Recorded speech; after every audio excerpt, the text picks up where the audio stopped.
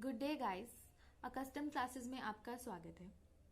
जैसे कि आप जानते हैं, ये series CBSE class 11th accountancy के लिए स्टार्ट की गई है, जिसका पर्पस आपको बेसिक कॉन्सेप्ट समझाने से है, ताकि आप जब अपना रिवीजन करने लगे या फिर आप अपने क्वेश्चंस करने लगे तो आपको जो डिफिकल्टीज फेस करनी पड़ती हैं because due to this corona and everything, थोड़ा टच स्टूडेंट एंड टीचर्स के बीच में टच जो है वो थोड़ा सा फेड हो चुका है।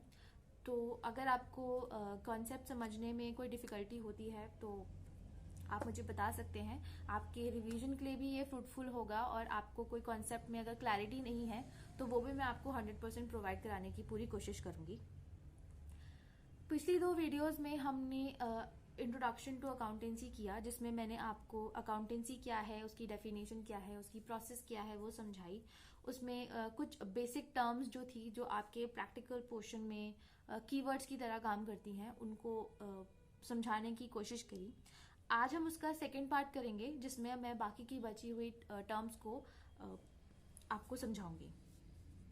कल हमने टच की थी capital, entity, transactions, assets, liabilities, sales and purchases. आज मैं उसकी आगे के कुछ ऐसे टर्म्स, बेसिक टर्म्स आपको करवाने वाली हूँ। वैसे तो अकाउंट्स में बहुत सारी टर्म्स होती हैं जो हम आने वाले क्वेश्चंस में करेंगे। जो क्वेश्चंस मोस्ट रिपीटेडली होती हैं वो मैं आपको इन वीडियोस में एक्सप्लेन कर रही हूँ। उसके अलावा कोई पर्टिकुलर क्वेश्चन में कोई ऐसी कोई चीज आ जाती है जो आपको परेशान कर रही है, उसको मैं उस चैप्टर के रिवीजन के दौरान आपको सब समझा दूंगी। तो आज हम लोग अपनी पहली टर्म करेंगे रेवेन्यू।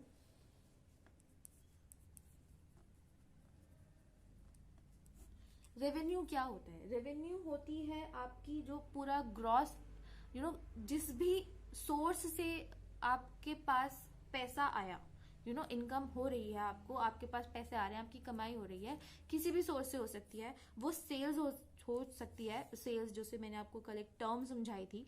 सेल्स का मतलब होता है जब आप अपने जो गुड्स एंड सर्विसेज होते हैं, जो रीसेल पर्पस के लिए आपने अपने पास रखे हुए हैं, उन्हें बेच के जो आप पैसा कमाते हैं, उन्हें सेल्स कहते हैं। तो रेवेन्यू किसी भी सोर्सेज से मिला हुआ आपको कैश इनफ्लो हो सकता है। कैश का आना इनफ्लो कहता है। जब आपके पास कैश आता है तो उसे आप कैश इनफ्लो कहते हैं। ओके, तो जिस भी सोर्सेज से आपके पास अगर कैश आ रहा है तो आप उसे रेवेन्यू बोलेंगे। ओके, तो it can be from interest income. आपको किसी इन्वेस्टमेंट की है, आपने उसके ऊपर इंटरेस्ट मिला है। कोई पिछले क्रेडिटर्स वगैरह थे जिन्होंने आपको आपके पैसे वापस कर दिए, डेटर्स। और कोई भी आपको किसी भी तरीके की इनकम हो रही है, कोई लॉटरी लग गई, anything, any kind of income. So we can say the gross inflow of cash, it's called a revenue. Okay, अब रेवेन्यू पता चल गया। अब इनकम क्या होती है? इनकम होती है जितने भी आपने सोर्सेस से कमाया, उसमें जितनी भी तरीके की आपको पेमेंट्स करनी होती हैं, उनको डिडक्ट करने के बाद जब आपके पास हाथ में आपके पास फाइनल इनकम बचती है तो उसे आप लोग इनकम कहते हैं। ओके, तो इसमें हम लोग लिख सकते हैं नेक्स्ट टर्म में इनकम क्या होती है। अब इनकम ऑफ प्रॉफिट में भी आप थोड़ा कंफ्यूज मत हो जाइएगा। इनकम प्रॉफिट से थोड़ा ब्रॉडर टर्म होती है। इसमें कह सकते हैं कि इनकम के अंडर ही प्रॉफिट आता है। तो इनकम क्या होता है? इनकम इज यू कैन से नेट रेवेन्यू और एनीथिंग लाइक आपके पास जो भी कैश बचता है, cash you have in your hand, cash in hand और विद योर सेल्फ और with the entity after deducting expenses. इसकी टर्म को भी हम लोग आगे चल के पढ़ेंगे। तो income is revenue minus expenses. Okay, income हो गई, रेवेन्यू हो गया, तो फिर प्रॉफिट क्या होता है भाई? प्रॉफिट और इनकम में एक सिंपल सा डिफरेंस होता है। जैसे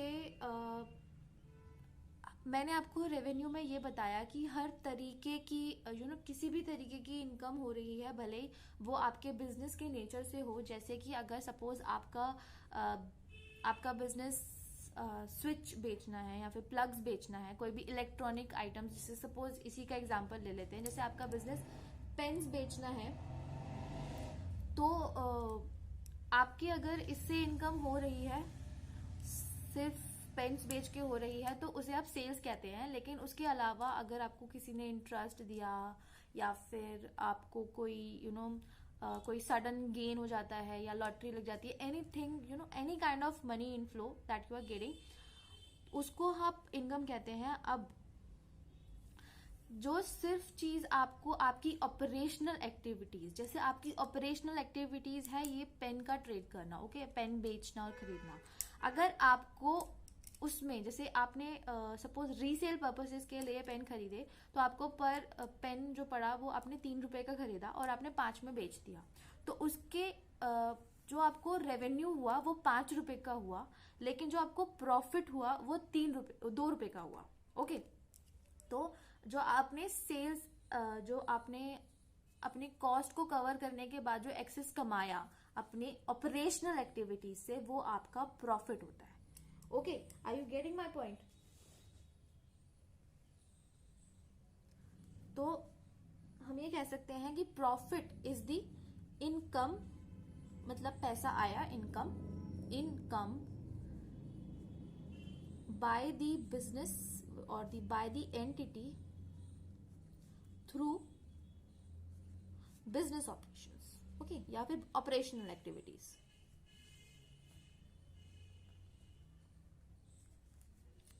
Are you getting it?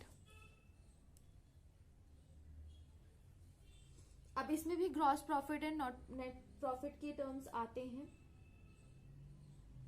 Okay, अगर जैसे कुछ प्रॉफिट, कुछ टैक्सेस होते हैं या फिर कुछ एक्सपेंसेस होते हैं जो प्रॉफिट के ऊपर कैलकुलेट होते हैं, जो ऑपरेशन एक्टिविटीज होती हैं, जो हम जब बाद में पढ़ेंगे तो वो कैश फ्लोज और वगैरह, वो आपकी 12th आगे जाके पढ़ने में आएगा।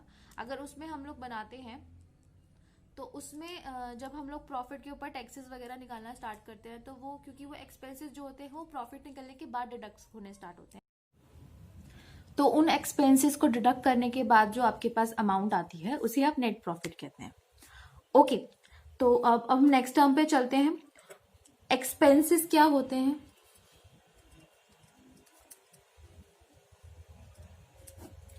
एक्सपेंसेस होते हैं जो आपके day to day operational life या फिर ऑपरेशन जो साइकिल होती है उसमें जो आपको पेमेंट करनी होती है, जैसे सैलरी देना, इलेक्ट्रिसिटी चार्जेस देना, उन्हें आप एक्सपेंसेस कहते हैं। ओके, तो जो कॉस्ट या फिर जो आपको पेमेंट करनी पड़ती है, कॉस्ट इनकर्ड, जो आपको due to the operating activities या फिर ऑपरेशनल एक्टिविटीज, उसे आप एक्सपेंसेस कहते हैं। जैसे सामान आपको अपना जो सारा का सारा गुड्स एंड सर्विसेज है वो एक स्टोर से दूसरे स्टोर लेकर जाना है, तो जो आपको फ्रेट चार्जेस या फिर जो कहते हैं सामान उठा के लेके जाने का ऐसा चार्जेस जो देने पड़ते हैं, वो आपके डे टू डे आपके ऑपरेशन, आपकी बिजनेस एक्टिविटीज को एनहांस करने के लिए जो आपने एक्सपेंसेस या फिर आपने पेमेंट करी है उन्हें आप एक्सपेंसेस कहते हैं। अब एक्सपेंडिचर क्या होता है? एक्सपेंडिचर होता है जो आपको खर्चा हुआ for acquiring a new asset. Okay, जब आप कोई नया एसेट लेकर आते हैं अपने बिजनेस के अंदर, तो उस वक्त उसके लिए जो आपने खर्चा किया, जैसे जो बिजनेस के स्टार्टिंग में लगाया उसे तो आपने कैपिटल कह दिया, लेकिन जब बिजनेस चल रहा था उसके बीच में मुझे कोई फर्नीचर खरीद के लाना पड़ा, तो उस फर्नीचर को खरीदने के लिए जो मैंने पैसा दिया उसे मैं एक्सपेंडिचर कहूंगी, एक्सपेंस नहीं कहूंगी, क्योंकि वो मेरे ऑपरेशनल एक्टिविटीज का पार्ट नहीं है। उसे मैंने as an asset, as a fixed asset अपने पास रखा। So you can say expenditure is the amount of liability incurred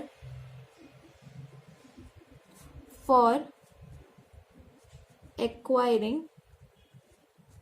new assets, right? तो एक्सपेंसेस और एक्सपेंडिचर के बीच में भी आपको फर्क पता चल गया। नाउ गेन क्या होता है? गेन हमने ये देखा, प्रॉफिट में हम लोगों ने बिजनेस ऑपरेशंस के बीच में जो हमें एक्सेस अमाउंट रिसीव हुआ था वो हमारा प्रॉफिट था। लेकिन जो आपकी बिजनेस ऑपरेशंस के पार्ट नहीं है, अगर आपको उससे भी कोई इनकम हुई है तो उसे आप गेन कहेंगे। लाइक जैसे मेरा काम आपको सिर्फ पढ़ाना है और मेरा एक मेरी कोई चेयर जो थी वो डैमेज हो गई, मैंने उसको बेच दिया। ओके, वो मैंने उसको उस स्क्रैप को निकाल दिया।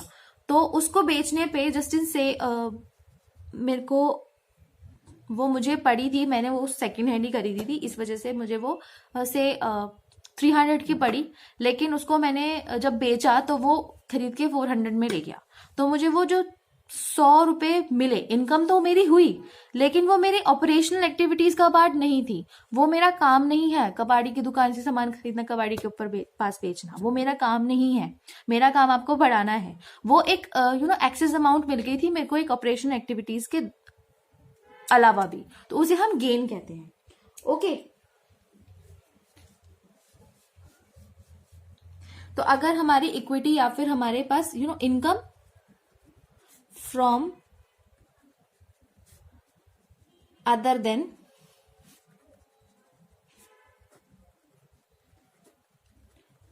operational activities, right?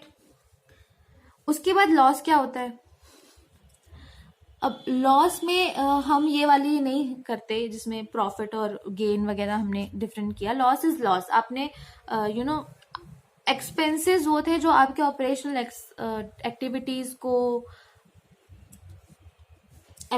को रन करने के लिए आपने जो कॉस्ट बियर की, जो आपको कॉस्ट पड़ी, जो चुकानी पड़ी, वो आपके एक्सपेंसेस होते हैं। लेकिन अगर कोई ऐसी चीज होती है जो आपके ऑपरेशनल डे टू डे का पार्ट नहीं होती, जैसे आपके गुड्स चोरी हो जाए, या आपके साथ रोज तो नहीं होता होगा, आपका सामान चोरी हो जाए, कोई चीज में किसी चीज में आग लग गई या फिर एनीथिंग, तो अगर वो चीज जो होती है उसे आप लॉस कहते हो, क्योंकि वो आपके ऑपरेशनल एक्टिविटीज को कैरी ऑन करने के लिए आपको कोई कॉस्ट नहीं हुई। That is the sudden loss you have faced during your business time. So loss can be said as excess of expense. जैसे suppose electricity bill is your expense, क्योंकि वो आपके ऑपरेशनल एक्टिविटीज का को रन करने के लिए आपको एक कॉस्ट देनी पड़ रही है। लेकिन सडनली ऐसा हो जाए कि आपकी कहीं से वायर टूट जाए, तो आपको उसको रिपेयर करने के भी चार्जेस देने पड़ेंगे। तो वो क्या हुआ? आपको लॉस ही तो हो गया, वो आपके उसका पार्ट नहीं था, लेकिन आपको एक्सेस देना पड़ा जबरदस्ती, तो उसको आप लॉस कहते हैं। Last term is in the basic terms. Okay, last term is discount. Discount कह सकते हैं कि जब आपने सेल किया या परचेज किया, उसी टाइम पे जब आप अमाउंट को रिड्यूस करके जब आप सामान बेचना स्टार्ट करते हैं, तो वो आपकी डिस्काउंट हो जाती है। डिस्काउंट दो तरीके के होते हैं, ट्रेड डिस्काउंट और cash discount. Okay, and cash discount. Trade discount होता है जो कि बायर्स या सेलर्स देते हैं बल्क में खरीदने की। जैसे कि सपोज जैसे अगर आप बल्क में कुछ सामान खरीद के लेकर आए तो वो आपको सस्ती पड़ती है, ओके, तो वो अकाउंट्स की बुक में रिकॉर्ड नहीं की जाती। लेकिन कैश डिस्काउंट होती है, जैसे कि सपोज आपने फिक्स कर रखा है कि इसको मुझे इतने में देना है, सपोज मेरे को ये 3 का पेन 5 में बेचना है, और आपने कहा कि चलो सेल चल रही है, मैं इस पे डिस्काउंट दे रहा हूँ, तो आपको 1 रुपये का डिस्काउंट दूंगा। तो ये 1 रुपये का डिस्काउंट जो है वो कैश डिस्काउंट है, क्योंकि at the time of sale और the when you receiving the payment you are making that discount. So उस कैश डिस्काउंट को आप रिकॉर्ड करोगे, ट्रेड डिस्काउंट को आप रिकॉर्ड नहीं करोगे। ओके, या आपको सॉरी ये आपको अपने प्रैक्टिकल पोर्शन में भी ध्यान रखनी है, क्योंकि ये टर्म बहुत कंफ्यूज करती है। तो गाइज ये हमारा basic for the accounting terms यहीं ख़त्म होता है। कल से हम लोग प्रैक्टिकल पोर्शन पे जाएंगे, और जैसे कि मैंने आपको बताया था कि रिमेनिंग जो थ्योरेटिकल पोर्शन है, अगर आपको चाहिए कि मैं आपको एक्सप्लेन करूं और समझाऊं, तो आप मुझे कमेंट्स में लिख के बता सकते हैं, मैं आपको समझा दूंगी। And for the GST portion, वो मैं अपनी तरफ से प्रॉमिस करती हूँ कि वो उसके लिए मैं आपको एक अलग से सेपरेट वीडियो बना के दूंगी, जिसको पढ़ने के बाद आपको किसी भी और रेफरेंस के पास जाने की जरूरत नहीं पड़ेगी। Thank you and have a nice day.